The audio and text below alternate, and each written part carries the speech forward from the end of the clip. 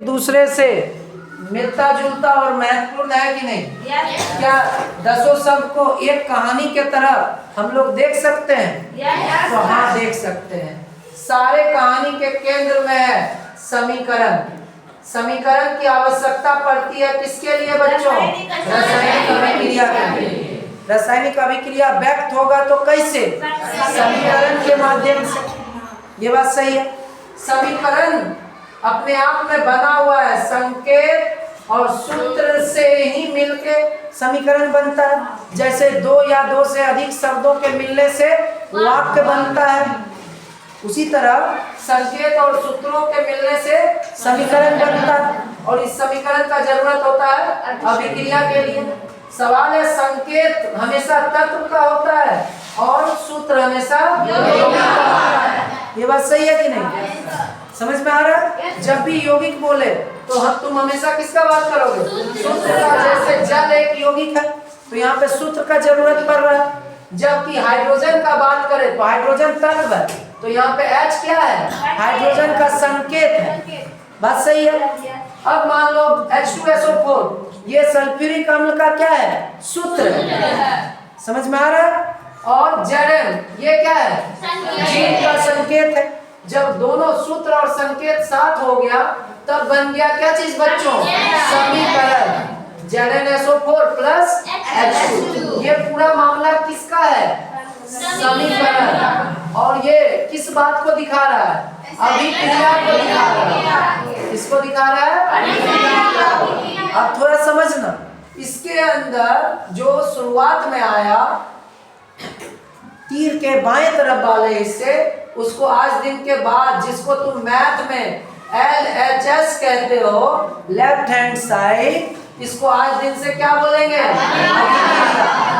क्या बोलेंगे? अभिक्रिया के अंदर अभिकारक।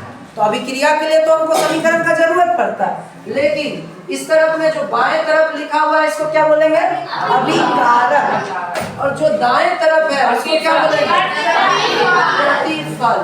तो हमें दो नया शब्द मिला, कौन सा? समीकरण में अभिकारक और प्रतिफल। ये बात सही है कि नहीं? और फिर चूंकि ये सब चीजें रासायनिक अभिक्रिया का जरूरत पड़ता है, कब? जब कभी भी रासायनिक परिवर्तन हो रहा होगा तो हर रासायनिक परिवर्तन के पीछे कारण क्या है? रासायनिक अभिक्रिया। इस दुनिया में कोई रासायनिक परिवर्तन ऐसा नहीं हो सकता है जिसमें रासायनिक अभिक्रिया नहीं होता हो। हर रासायनिक परिवर्तन में रासायनिक अभिक्रिया होता है। और चूंकि एक रासायनिक परिवर्तन हुआ तो दूसरा शब्द को ले आए भौतिक परिवर्तन। तो क्या टॉपिक नंबर 1 में जो हमें चैप्टर का इंट्रोडक्शन करना था पहला, उसमें 10 शब्द क्लियर हो गया? सारा आया नाम से। चैप्टर का नाम है रासायनिक अभिक्रिया एवं समीकरण। जैसे ही रासायनिक अभिक्रिया आया तो आ गया रासायनिक समीकरण। जैसे ही समीकरण आया तो समीकरण बना रहता है संकेत और सूत्र के माध्यम से। जैसे ही संकेत आया तो बात आ गया तत्व और यौगिक, क्योंकि संकेत होता है तत्व के लिए और यौगिक के लिए सूत्र, और पूरा रासायनिक अभिक्रिया के लिए होता है क्या चीज? समीकरण। चूंकि जहां समीकरण आएगा यहाँ दो पार्ट में बढ़ जाएगा, एक तीर से पहले और तीर के बाद। जो तीर से पहले, जिसको मैथ्स में LHS कहते हो, लेफ्ट हैंड साइड कहते हो, उसको क्या कहते हैं? और जो राइट साइड है उसको क्या कहते हैं? प्रतिफल। तो ये शब्द आ गया। अब चूंकि परिवर्तन हमेशा होते रहता है, कुछ परिवर्तन भौतिक होता है, कुछ परिवर्तन रासायनिक, लेकिन ये लाइन हरदम याद रखना पड़ेगा कि हर रासायनिक परिवर्तन के पीछे एक कारण होता है, उसका नाम है रासायनिक अभिक्रिया। क्या पूरे बात को हम लोग समझ पाए हैं? ये 10 शब्द आज के दिन के लिए क्या दिमाग तक पहुंच गया? आपको जब बोलना हो, लिखना हो, समझना हो, आप कर सकते हो। तो आप बताइए, खड़े हो जाइए आप बच्चा। हाँ, आप खड़े हो जाइए। आप बताइए कि यदि हम कॉपर लिख दिए और यहाँ पर लिख दिए कॉपर ऑक्साइड, आप हमें बताइए कि इसमें से सूत्र कहाँ है और संकेत कहाँ? यहाँ ये हुआ, ये भी हुआ।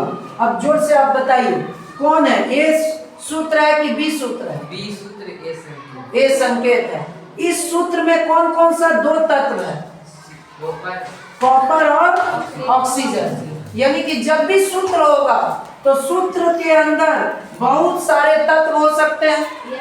जैसे H2SO4 है बच्चों, तो H2SO4 में बताओ कि ये किसका सूत्र है? सल्फ्यूरिक अम्ल का। अब बताओ इसमें कितने तत्व हैं? एक हाइड्रोजन, एक ऑक्सीजन और एक सल्फर, यानी कि 3 तत्व हैं।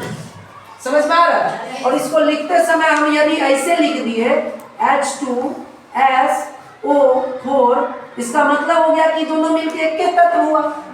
जैसे कॉपर लिखते समय हम क्या किए? Cu, तो ये छोटा लिख दिए। हम C लिखते हैं, U लिखते, तो फिर क्या हो जाता? कार्बन, और ये U से कुछ यूरेनियम। समझ में आ रहा है क्या अंतर है लिखते समय?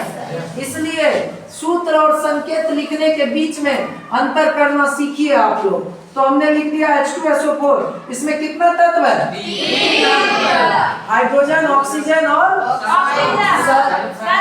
सल्फर। हाइड्रोजन, सल्फर और ऑक्सीजन क्या वो है? बीज गणित पढ़े हो तो जानते हो सल्फर भी कितना है? जब कुछ नहीं लिखा रहे तो 1 समझा जाता है। और H कितना है? 2। कुल परमाणु इसमें 2, 1, 3 और 4, कितना हो गया? समझ में आ रहा है बात? तो हर सूत्र में कहीं ना कहीं बहुत सारे तत्व छुपे हुए रहे हैं। हर सूत्र में संकेत छुपे हुए हैं और हर समीकरण में बहुत सारे सूत्र और संकेत छुपा हुआ है। बात समझ में आ रहा है? बैठ जाओ।